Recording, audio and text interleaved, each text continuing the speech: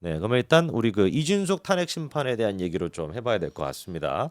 헌재가 지금 계속해가지고 약간 정치적 중립을 지키지 못한다라는 지적이 나오는 것 같거든요. 네네. 네. 원래 1월 그러니까 이진숙 그 탄핵 심판 이거 연기하는 거 있지 않습니까? 음. 이제 그 대통령 탄핵을 이제 심리하기 위해서 네네. 이진숙 탄핵 심판을 연기한다는데 전 이게 진짜 어이가 없어요. 어쨌든 임기는 계속 가고 있고 사실 방통위가 할 일이 많거든요. 그러니까 대통령도 물론 할 일이 정말 많고 중요하지만 이것도 되게 중요하단 말이죠. 그리고 뭐 얘기 들어봤고 이게 그렇게 어려운 일이 아니에요. 그냥 뭐 둘이서 하는 게 과연 적법한 거 아닌가에 대해서 나름대로 결론 냈지 않았나 싶고 이게 1월달에 선고하는 거란 말이에요. 그렇죠. 그럼 그냥 그 당겨서 선고를 하고 그 다음에 대통령 심리하면 되는 건데 이거를 5월까지 연기한다? 이거 너무 말도 안 되잖아요. 지금 할 일이 많다니까 지금. 업무 자체가 이진숙 위원장이 하루밖에 안 됐거든요. 네, 이틀인가 뭐 그밖에 안 업무가 됐는데. 하루치에다가 그리고 지금 이제 사안 자체가 2명에서 하는 게 그게 위법이냐 아니냐 이것만 따지면 되는 것인데 이게 왜 이렇게 그러니까. 시간이 오래 저도 걸리는지. 이해가 안 가요. 사실 저 같으면 제가 헌재 재판관이었으면 하루 정도 그냥 모여서 다과 차 마시면서 야 이게 말이 되냐 이렇게 하고 바로 선고가 났을 건데 네. 이게 그렇게 오래 끌 일이냐고요. 지난번에 뭐 우리 생중계도 막 됐었잖아요. 음. 그때 한 논리를 펴면은 뭐 나름대로 뭔가 결심이 선 것 같은데 아니 뭐 사람 없다고 일 안 하냐 이런 거잖아. 근데 이걸 왜 미뤄? 난 정말 이거 사실 근데 비겁한 것 같아요. 여기에는 지금 헌재가 이렇게 이거를 늦추는 것 자체가 정치적이라는 좀 지적이 나올 수밖에 없는 게 지금 이제 그 이진숙 위원장이 헌법소원을 해가지고 그 23조 1항이라고 하는 걸 가처분 처벌 그 받지 않았습니까? 예, 처분을. 예, 예. 그러니까 그거를 바탕으로 해가지고 윤석열 대통령에 대한 탄핵 심리도 지금 계속할 수 있다고 오늘도 입장이 나오는 것인데 거기에 이제 사실 원인이 있는 것이죠. 이 가처분 신청에 대한 이제 그 기간이 그러니까 이제 유효 기간이라고 할까요? 그 유효 기간이 언제까지냐면 본안 사건이 종국 결정 선고가 나면 이게 끝이 나게 됩니다. 그러니까 헌재 입장에서 같은 경우는 이진숙 위원장에 대한 케이스를 종결하게 된다면 가처분 신청의 효력 또한 마찬가지로 종결이 되는 거예요. 네. 그러니까 이진숙 위원장에 대한 재판이 끝나게 되면은 윤석열 대통령의 탄핵 심판을 지속할 수 있는 근거가 사라지게 된다는 거죠. 네. 그러다 보니까 이제 헌재 입장에서는 제가 보기에는 윤석열 대통령에 대한 탄핵 심판 이거를 진행하기 위해 가지고 지속하고 빠르게 하기 위해 가지고 이진숙 위원장의 사건을 지금 늦추는 거 아니냐 이런 지금 지적을 받고 있습니다. 네. 아니 그리고 저기 그 지금 민주당이 그동안 6명으로 이제 탄핵 심판 헌재 재판관이 6명이었는데 네네. 충원을 안 한 이유가 사실 이준숙 이거 판결을 선고를 갖다 늦추려는 거죠. 그렇죠, 그렇죠. 이건 뭐냐면 민주당도 이 탄핵이 말이 안 된다는 거를 얘기하고 있어요. 그러니까 이틀 근무하고 8월 초에 탄핵돼서 지금 5개월을 거의 놀았단 말이죠. 근데 이거를 5개월을 더 논다? 사실 들어와서 이재성 위원장이 할 일이 진짜 많다니까 제가 말씀드리죠. 근데 이거를 헌재가 야 이렇게 한다는 건 지금 선관위도 있잖아요. 보면은 네. 선관위도 뭐 이제 취소하긴 했지만 뭐 이재명은 안 된다는 헌수막도 못 걸게 했지 않습니까?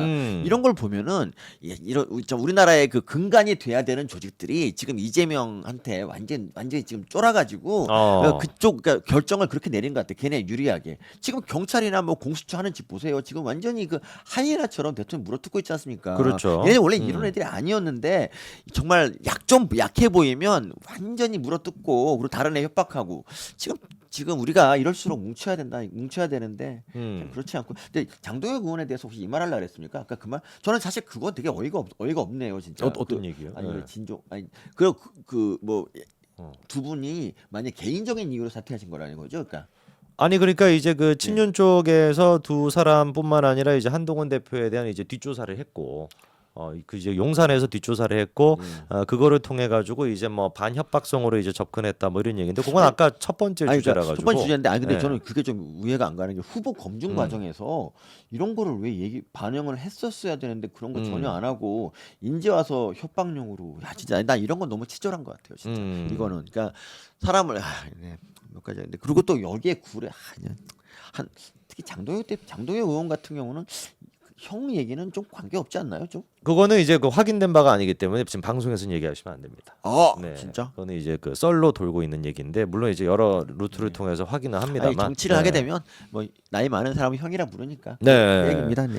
그렇습니다. 그래서 다시 이제 좀 얘기로 좀 돌아올까요? 네네네. 그래서 지금 이제 그 헌재 같은 경우는 이 지금 이런 얘기도 있었어요. 이진수 위원장 측에서 헌법 소원을 취하게 된다면 그러면 이제 애당초 가처분에 대한 기한 그것 또한 마찬가지로 똑같이 종결되는 거 아니냐.